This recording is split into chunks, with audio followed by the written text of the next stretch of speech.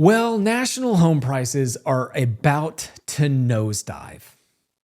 I know that sounds dramatic, but according to the most knowledgeable, least sensational person I know reporting on the housing market, it's true. Listen to this comment. The current trends show weakening home prices, not strengthening.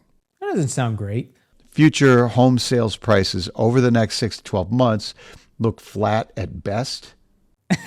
He represents an industry that's very sensitive to people dooming on it. He's going to be very careful about his words. Now, to give you an idea of just how dramatic of a statement this is like Jerome Powell retiring the word transitory. I think it's probably a good time to retire that word and try to explain more clearly what we mean. They're never going to admit that housing could drop. But read the tea leaves, people. He's clearly calling out some warning signs, and we're going to show those in this video. Now, there are several reasons why, and then there's one key leading indicator, and it is flashing yellow.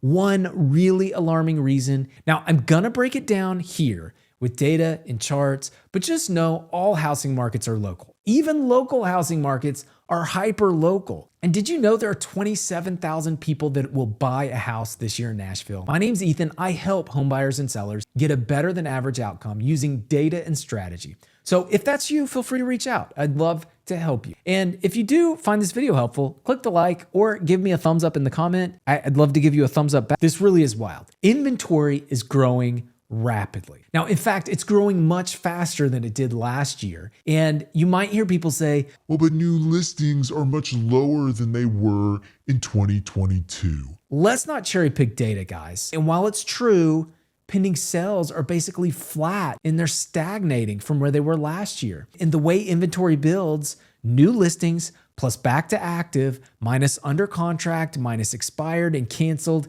that delta is what changes active listings. Ergo, you have higher new listings than last year with negative demand growth or flat demand growth. You get massive build in active listings, and that's what we're seeing. And the notable part of this, sellers are capitulating, not buyers. And we know this because sellers are selling at an increased pace in the face of flat buyer demand. We've got more sellers competing for the same number of buyers. And there's one stat we are going to hit in a minute that shows this better and more clearly than anything else. It's why prices could nosedive. We're going to get there. Now, Realtor.com is reporting active listings at 732,000 and year-over-year increase of 171,000.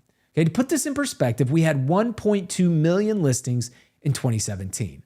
So from a historic perspective, we have a long way to go. And bulls love to use this. They say, well, that's the reason prices have to continue to move higher. However, I will point to 2022. We saw some of the steepest home price declines of our lifetime with much less inventory. And the active listing growth this year suggests something shaky is about to happen. Now, in addition to rapid inventory growth, we're also seeing demand soften. Massive amounts of data have been cherry-picked from both sides, bulls and bears, and I think the nuance of this data is actually where the magic is. Let me explain. We have mortgage demand. It's down 15%, lower than it was a year ago, but pending sales are basically flat to last year. In fact, according to the NAR, in March, they were up. Small amount, but they were up, meaning there has to be more cash purchases. Cash purchases tend to be higher priced than median. Wealthier people are still able to buy, and they can handle mortgages, and they can even afford to pay cash for higher priced houses. This, in effect, is what's driving the median sales price up. There's massive demand for nice, expensive houses. At the same time, the demand for cheaper, not as nice houses, it's crumbling. Active listings are exploding in the areas that demand is crumbling, which is why we can say the median price is increasing. Here in Nashville, we are hitting an all-time high. And you go across the country, even in places where listings are exploding, prices are still higher than they were last year. It doesn't make sense until you consider the wealth gap. Those that have can buy, and those that don't have, they can't even finance. Therefore, prices will go up because the people that can buy are buying more expensive houses. And the way median works, you take that middle price, you line up all the prices, you take the middle one, and that's how you know what the median is. If the only people are buying are wealthier and they just want more expensive houses, the price is going to go up. And that's what we're seeing. A big chunk of this is mix. Now, prices are going up, but a lot of it has to do with that mix that I was just talking about. So how do we know that prices are about to tank? After all, prices are going up, even with more inventory. Why would they tank?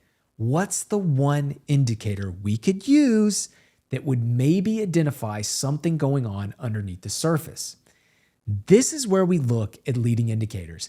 And this is where Mike Simonson's Altos report is so glaringly dangerous for the housing market. Even though he would never admit it, he still calls it out.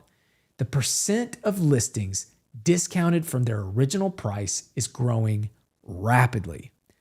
Price cuts. In fact, it jumped 90 basis points in 1 week, and it's 390 basis points higher than last year.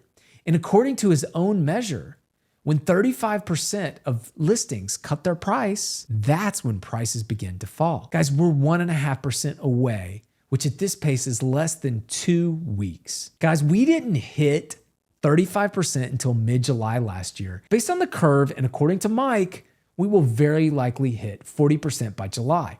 This is so bearish, guys, and will indicate massive price drops on the back half of this year. This year is looking more and more like 2022. In fact, at this point in 2022, discounts were below 20%. So while I do expect national home prices could fall significantly on the back half of this year, the outcome is far from certain, guys. Mortgage rates, incomes, recessions, money printing, market manipulation, the Treasury, the presidential election, you name it, it is far from certain. But my personal opinion is that with the build of inventory and the increase in discounts, many markets will be in a much better buying situation by the fall. And in those markets, not every market, you could see some pretty great opportunity. I've seen this market flip faster than Bitcoin. So if the new information comes available, and I reserve the right to change my mind. But if you do think this is helpful and insightful, please share it with someone that might appreciate it. And thanks for watching.